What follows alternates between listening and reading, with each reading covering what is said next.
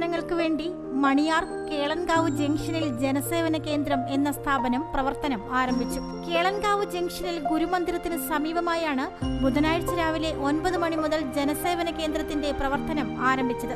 ചടങ്ങിന്റെ ഉദ്ഘാടന കർമ്മം വാർഡ് കൗൺസിലർ ഹരികൃഷ്ണൻ നിർവഹിച്ചു.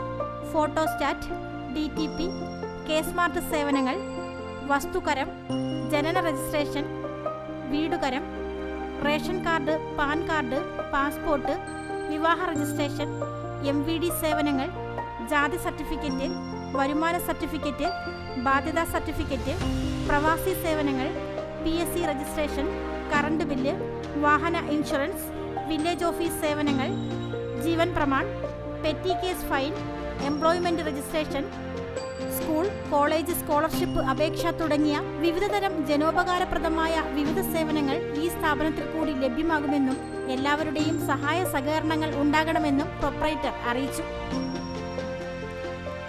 News desk, Mudra Vision.